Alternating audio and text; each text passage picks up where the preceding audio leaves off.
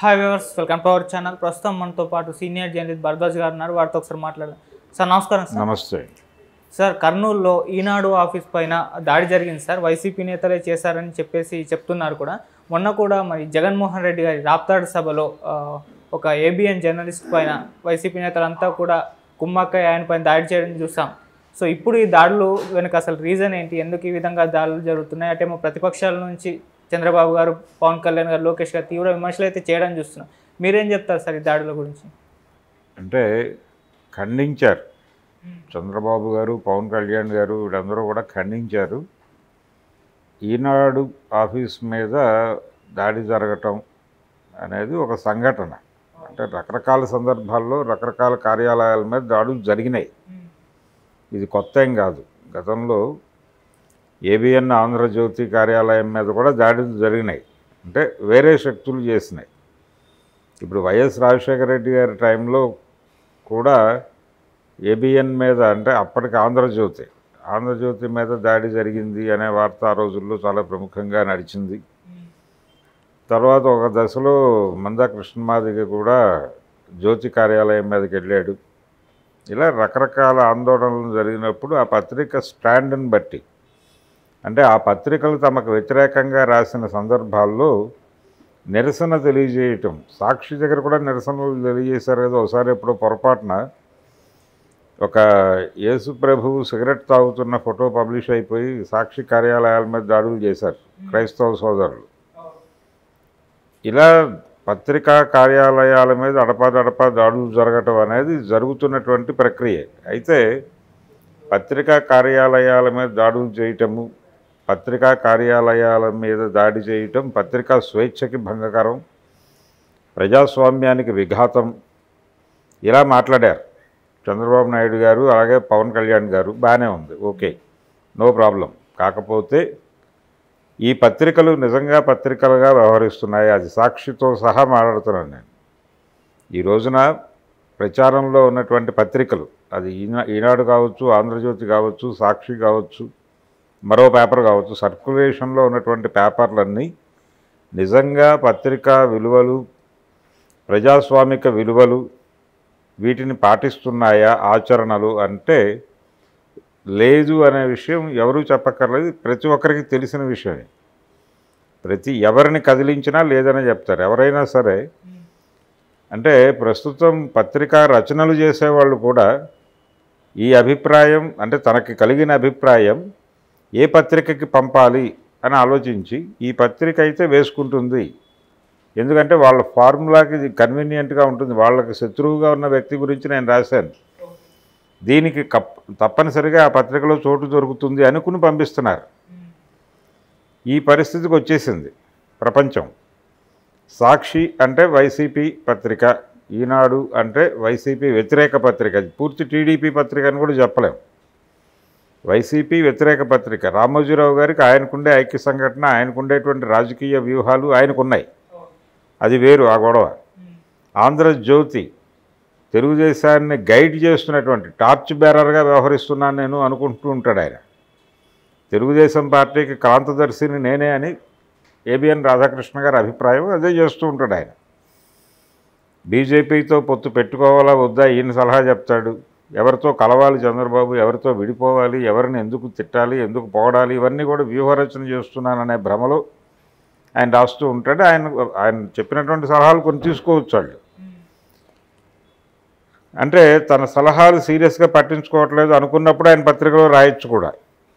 కొత్త పలుకు అని వస్తుంది అయింది కాలం. అది విజువల్ ఫామ్లోనూ రాతపూర్వకంగా కూడా పత్రికలో వస్తుంది, అలాగే ఛానల్లో కూడా టెలికాస్ట్ అవుతుంది. తన అభిప్రాయానికి అవతల గౌరవం దొరకనప్పుడు ప్రజల నుంచి మద్దతు కూడగట్టడం కోసం కూడా ఈయన ఇలా రచనా రూపంలోనూ వీడియో రూపంలోనూ ప్రజల్లోకి పంపు చేయొచ్చు అని కూడా చాలామంది అభిప్రాయం, నా అభిప్రాయం కూడా. కాబట్టి ఇవి ఒక స్టాండ్ తీసుకుని నడుస్తున్నటువంటి పత్రికలు. అంటే న్యూట్రల్గా ఉండటం. గతంలో మొదటి నుంచి కూడా పత్రికలకు ఆ లక్షణం ఉంది. ఎప్పుడైతే పెట్టుబడి ఇన్వాల్వ్ అవుతుందో దానిలో, పత్రికలో ఎప్పుడైతే పెట్టుబడి ఇన్వాల్వ్ అవుతుందో పెట్టుబడికి ఒక లక్ష్యం ఉంటుంది. ఖచ్చితంగా రాజకీయ లక్ష్యాలు ఉంటాయి. రాజకీయము వ్యాపారము కలగలిసి నడుస్తున్నటువంటి సందర్భంలో మనం ఉన్నాం. కాబట్టి పెట్టుబడి అనేది ఎక్కడుందో అక్కడ వ్యాపారం ఉంటుంది. వ్యాపారంతో పాటు అనివార్యంగా రాజకీయం కూడా ఉంటుంది. ఒక రాజకీయం, ఒక పొలిటికల్ స్టాండ్ ఉంటుంది పెట్టుబడికి. ఆ స్టాండ్ ఏమిటి అనే దాన్ని బట్టి ప్రోగ్రామ్ డిసైడ్ అవుతుంది. అందుకని వైసీపీ వైపు నిలబడాలా, టీడీపీ వైపు నిలబడాలా, టీడీపీని మొయ్యాలా, వైసీపీని మొయ్యాలా అనేది కాదు ఇక్కడ ప్రోగ్రాం.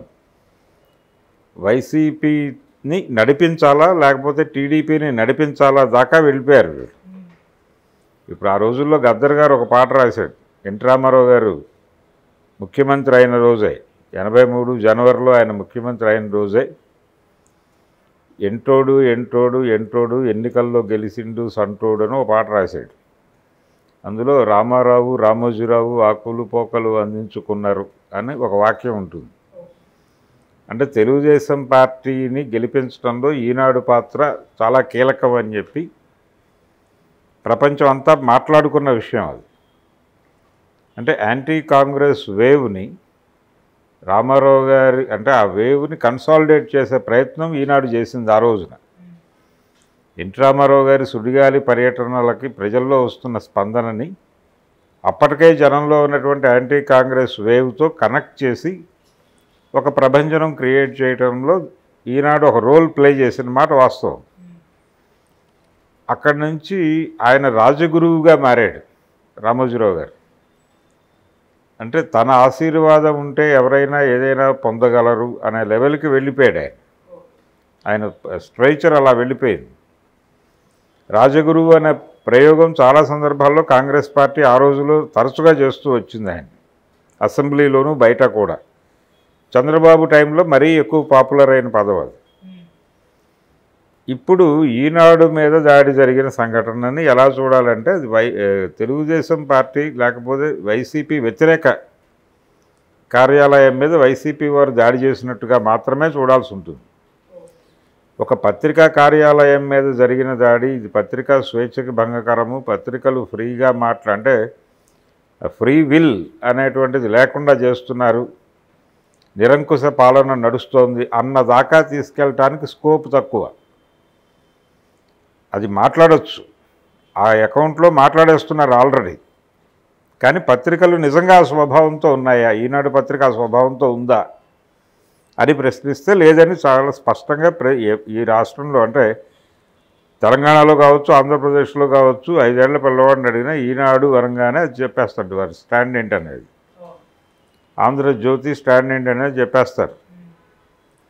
నమస్తే తెలంగాణ స్టాండ్ ఏంటి, సాక్షి స్టాండ్ ఏంటి కొత్తగా ఎవరు చెప్పాల్సిన అవసరం లేదు.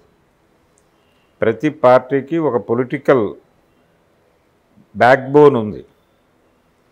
ఆ బ్యాక్ బోన్తో నడుస్తోంది మీడియా కూడా. అంటే మీడియా కూడా ఉంది ఆ లక్షణం. ప్రతిదీ ఒక సపోర్టుతో నడుస్తున్నటువంటి వ్యవహారం. అంటే విస్పరింగ్ క్యాంపెయిన్ అనేది బలంగా చేస్తున్నారు. విస్పరింగ్ క్యాంపెయిన్ అంటే పుకారు యుద్ధము, పుకారులు క్రియేట్ చేసి యుద్ధం చేయటం అనే కార్యక్రమం పత్రికల ద్వారాను మీడియా ద్వారానే బలంగా చేయగలం. కాబట్టి వీటిని తమ కంట్రోల్లో పెట్టుకునే ప్రయత్నం అన్ని పార్టీలు చేస్తున్నాయి. కేటీఆర్ గారు మొన్న ఎన్నికల ఓటమి తర్వాత ఇంకో 10 యూట్యూబ్ ఛానళ్ళు పెడితే సరిపోయేది, మేము అనవసరంగా చాలా అభివృద్ధి పనులు చేసాం, ఇక్కడ సెక్రటేరియట్ కట్టకపోయినా మేము గెలిచేవాళ్ళం, ఇంకో 20 యూట్యూబ్ ఛానల్స్ పెట్టుంటే, ఈ పద్ధతిలో మాట్లాడాడే. అంటే కాంగ్రెస్ పార్టీ గెలుపుకు యూట్యూబ్ సహకారం చాలా ఎక్కువ, షేర్ ఇచ్చి మాట్లాడినట్టే కదా.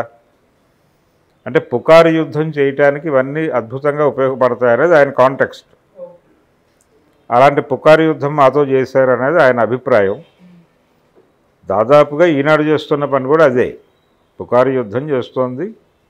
జగన్కి వ్యతిరేకంగా చేస్తున్నటువంటి ఈ యుద్ధంలో లబ్ధిదారుడు చంద్రబాబు అవుతాడు, లేకపోతే పవన్ కళ్యాణ్ అవుతాడు. ఇప్పుడు ఈ లబ్ధిదారులు స్పందించబోతే ఎలాగా ఈ దాడి గురించి? అందుకని పత్రికా స్వేచ్ఛ మీద, పత్రికా రకరకాలుగా, అంటే ఒక రకంగా పత్రికల మీద జరుగుతోంది అంటే ఇది ఖచ్చితంగా నియంతృత్వ స్వభావము, ఇది హిట్లర్ రాజ్యము, ఈ టైపులో ఒక సీన్ క్రియేట్ చేసే ప్రయత్నం బలంగా చేస్తున్నారు. కానీ ఆ పత్రిక స్వభావం ఏమిటి? ఆ పత్రిక నిజంగానే ఆ పాత్రికేయ విలువలకి లేకపోతే పత్రిక విలువలకి కట్టుబడి ఉందా? అంటే లేదనే సమాధానమే వస్తుంది. లేని దాని మీద అది ఏ రోల్ ప్లే చేస్తుందో ఆ రోల్ తాలూకా ఇన్ఫ్లుయెన్స్ వస్తుంది దాని మీదకి. అదే వచ్చింది. మన ఆంధ్రజ్యోతి రిపోర్టర్ మీద దాడి కూడా ఇదే కాంటెక్స్ట్లో జరిగిన దాడే అది. అంటే ఎక్కడ దాకా వెళ్ళిపోయింది వైషమ్యం? ఆంధ్రజ్యోతి వేయించుకుంటున్న ఇంటి పట్ల ఒక ప్రత్యేక దృష్టి కలిగి ఉండాలని వైసీపీ వాళ్ళు అనుకునే లెవెల్కి అది తెలుగుదేశం పత్రికగా ప్రపంచంలో వెళ్ళిపోయింది. ఈనాడు పరిస్థితి కూడా అదే. వాళ్ళు మనం ఆ ఇంటికి వెళ్ళక్కర్లేదండి, వాళ్ళు ఈనాడు వేయించుకుంటారు అని కార్యకర్తలు మాట్లాడేసుకుంటున్నారు, వైసీపీ కార్యకర్తలు. అది పరిస్థితి. అలాగే వాళ్ళు ఆ 3 ఏళ్లలోనూ సాక్షి పడుతుంది. అంటే వాళ్ళు మనకు శత్రువులు అని టీడీపీ వాళ్ళు అనుకుంటూ ఇలా ఈ మాట వాడుతున్నారు. ఆ గుర్తుగా పత్రికలు మారినాయి. ఆ గుర్తుగా పత్రికలు ఎప్పుడైతే మారినాయో ఇది చెదిరిపోయింది, మీ పునాదులు లేచిపోయినాయి. కాబట్టి ఎవరైనా ఎలాగైనా దాడి చేస్తారు. అందులో భాగంగానే ఆంధ్రజ్యోతి రిపోర్టర్కి అలాగే వైసీపీకి ఘర్షణ జరగడానికి అక్కడ రకరకాల కారణాలు. వీళ్ళు ఫోటోలు తీసే పద్ధతిలో ఇదేదో ఇబ్బందికరమైనటువంటి వార్త రాయటానికి సహకరిస్తూ ఈ ఫోటోగ్రాఫులు తీస్తున్నాడు ఈ కుర్రాడు అనే అభిప్రాయం కలిగి ఉండొచ్చు వాళ్ళకి. కలిగి ఆ చర్చ కొంచెం వాగ్వాదానికి దారితీసి చేసుకునేదాకా వెళ్ళారు. వాళ్ళు చేసుకోవడం తప్పే కానీ అక్కడ ప్రజెన్స్ని బట్టి కొంత టెన్షన్ దానంతరం అదే ఉద్భవిస్తుంది. ఆ ఉద్భవించినటువంటి టెన్షన్లో నుంచి జరిగినటువంటి రగడ అది. ఈనాడు మీద జరిగిన దాడి కూడా ఆల్మోస్ట్ అలాంటిదే. జరుగుతాయి, ఇది సహజంగా మారిపోయినటువంటి సందర్భం. పార్టీ కార్యాలయాల మీద దాడులు జరుగుతున్నాయి, అందులో భాగంగానే జరిగింది తప్ప ఇదేదో పత్రికా స్వేచ్ఛకి భంగం జరిగిపోతుంది, ప్రమాదం వాటిల్లుతోంది, ఫ్రీ విల్ అనేది చచ్చిపోతోంది అని ఆవేదన పడాల్సిన అవసరం లేదు. దీన్ని ప్రజాస్వామ్య కోణంలో పరిశీలించి ఆవేదన చెందాల్సినటువంటి అవసరం అంతకంటే లేదు.